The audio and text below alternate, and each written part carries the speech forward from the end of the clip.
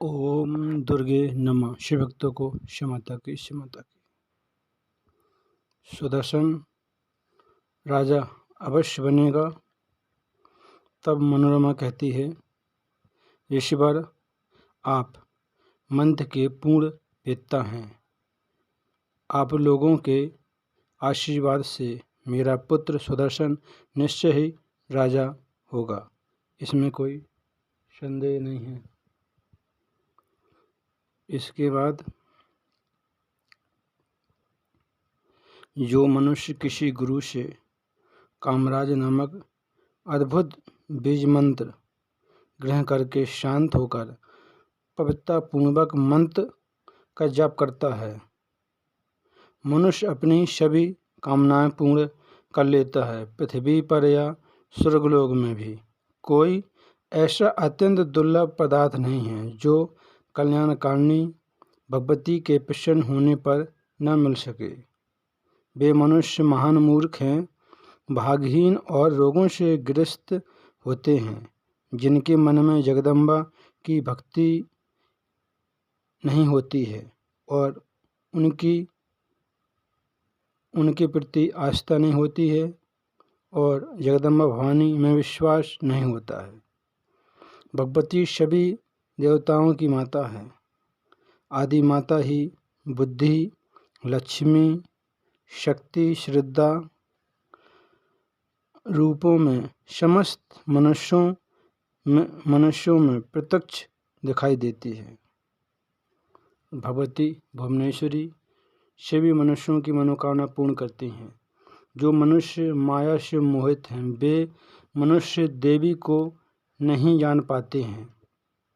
गलत करने वाले मनुष्य भुवनेश्वरी भगवती शिवा का भजन नहीं करते हैं। ब्रह्मा, विष्णु, शिव, इंद्र, वरुण, यम, वायु, अग्नि, कुबेर, त्वष्टा, पूषा, दोनों अश्विनी कुमार, भग, आदित्य, वसु, रुद्र और मर्दगण, ये सभी देवता सृष्टि पालन और संहार करने वाली भगवती भुवनेश्वरी का ध्यान करते हैं। कौन ऐसा विद्वान है जो परमात्मा का शक्ति की आराधना न करता हो। सुदर्शन ने भी सभी कामनाओं को पूर्ण करने वाली भगवती भुवनेश्वरी को जान लिया है। विद्या और अविद्या स्वरूपा भगवती ही ब्रह्म है और मोक्ष चाहने वाले मनुष्यों को विशेष प्रिय है। भगवती के बिना मनुष्य परमात्मा का स्वरूप जानने में कौन समर्थ है। भगवती के बिना परमात्मा का स्वरूप जानने में कौन समर्थ है। जो 3 प्रकार की सृष्टि करके सर्वात्मा भगवान को दिखलाती हैं, भगवती का मन में सदा चिंतन करता हुआ राजकुमार सुदर्शन राज प्राप्ति से भी अधिक सुख का अनुभव करके वन में रहता है। जब शशिकला जवान हुई और विवाह की योग हुई, तब राजा सुबाहु ने कहा कि मेरी पुत्री जवान हो गई, विवाह योग हो गई, अब इसका स्वयंवर किया जाए। तब राजा सुबाहु ने शशिकला अपनी पुत्री का स्वयंवर आयोजित किया। विद्वान ने स्वयंवर के 3 प्रकार बताए हैं। स्वयंवर क्षत्रिय राजाओं के विवाह हेतु उचित कहे गए हैं, अन्य के लिए नहीं है। प्रथम इच्छानुसार स्वयंवर है, जिसमें कन्या अपने इच्छा के अनुसार पति को चुनती है, और दूसरा पर्ण स्वयंवर है, जिसमें किसी प्रकार की शर्त रखी जाती है। जैसे भगवान श्री राम ने जानकी के स्वयंवर में शिव धनुष तोड़ा था। और तीसरा स्वयंवर स्वरशुक्ल स्वयंवर, जो शूरवीरों के लिए कहा गया है। राजा सुबाहु ने इच्छा स्वयंवर का आयोजन किया था। राजा सुबाहु ने बहुत से मंच बनवाए थे। मंच पर सुंदर आसन बिछवाए गए थे। इसके बाद राजाओं के बैठने के लिए अनेक सभा मंडप बनवाए थे। इस प्रकार शशिकला के विवाह के लिए संपूर्ण सामग्री एकत्रित हो गई थी। तब सुंदर शशिकला ने दुखी होकर अपनी सखी से कहा एकांत में, हे सखी, तुम मेरी माता से कह देना कि मैंने अपने मन में राजा दुष्यंती के पुत्र राजकुमार सुदर्शन को पति रूप में स्वीकार कर लिया। मैंने उनका वर्ण कर लिया, राजकुमार का, सुदर्शन का।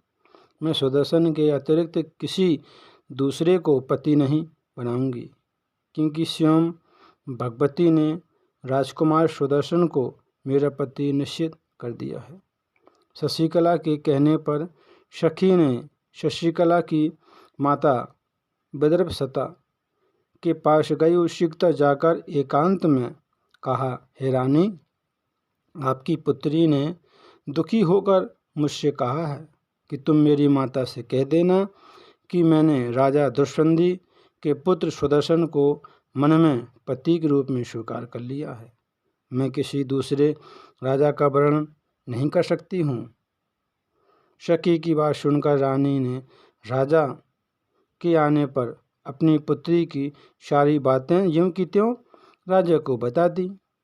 तब राजा सुबाहु आश्चर्य में पड़ गए और मुस्कुराते हुए रानी से बोले कि सुदर्शन को राज से निकाल दिया गया है और सुदर्शन निर्जन वन में अकेले ही अपनी माता के साथ रहता है। सुदर्शन के लिए राजा भीषण हितजित के हाथों मारे गए हैं। सुदर्शन तो निर्धन है। सुदर्शन शशिकला का पति कैसे हो सकता है? रानी, तुम यह बात पुत्री शशिकला से कह देना कि स्वयंवर में बड़े बड़े प्रतापी राजा आने वाले हैं। राजाओं के प्रति ऐसी अप्रिय बात कभी भी नहीं बोलना। राजा सुबाहु के कहने पर रानी ने अपनी पुत्री को गोद में बैठाकर शशिकला से कहा, हे पुत्री, तुम मुझसे ऐसी अप्रिय और निष्प्रयोजन बातें क्यों कह रही हो? इस बात से तुम्हारे पिता बहुत दुखी हैं। सुदर्शन बड़ा ही अभागा है, राज से निकाला गया है और आश्रम में रह रहा है। सेना विहीन है, उसके पास कोई सेना नहीं है। सुदर्शन अपनी माता के साथ वन में रहकर फल मूल खाता है और अत्यंत दुर्बल भी है। इसलिए सुदर्शन मंद भाग और बनमाशी तुम्हारे योग वर नहीं है। हे पुत्री, मेरी बात मान जाओ। हे पुत्री, तुम्हारे योग अनेक राजकुमार स्वयंवर में उपस्थित होंगे, जो बुद्धिमान, रूपवान, सम्मानीय होंगे। इसलिए सुदर्शन का तुम त्याग कर दो। हे पुत्री, सभी शुभ लक्षणों से युक्त कई राजा आएंगे, जो इस समय अयोध्या में राज करते हैं। शत्रुजित राजा, मैंने एक और जो बात सुनी है, तुम पुत्री सुनो। राजा यदाजित सुदर्शन का वध करने के लिए सदा तैयार रहता है। शशिकला बोली, हे माता, मुझे तो वनवासी राजकुमार ही अधिक प्रिय है। पूर्व काल में राजा शर्याती की आज्ञा से उनकी राजा की पतिव्रता पुत्री सुकन्या चमन मुनि के पास जाकर मुनि की सेवा में तत्पर हो गई थी। उसी प्रकार मैं पति सेवा करूँगी। पति की सेवा ही स्त्रियों के लिए स्वर्ग और मोक्ष प्रदान करने वाली होती है। अपने पति के लिए कपट रहित व्यवहार स्त्रियों के लिए निश्चित रूप से बहुत दुखदायक होता है। अब शशिकला ने अपने मन में सुदर्शन को पति रूप में स्वीकार कर लिया। उसके माता पिता सुबाहु राजा स्वीकार नहीं कर रहे हैं राजा सुदर्शन को। और उज्जैन नरेश विदाजित बहुत शक्तिशाली हैं और उनके पौत्र दोहित राजा शत्रुजित अयोध्या नरेश वो भी शक्तिशाली हैं। अब शशिकला का विवाह किसके साथ होगा?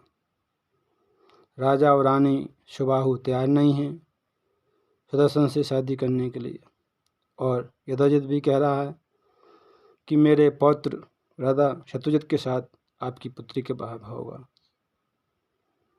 अब आगे देखते हैं किसके साथ विवाह होगा।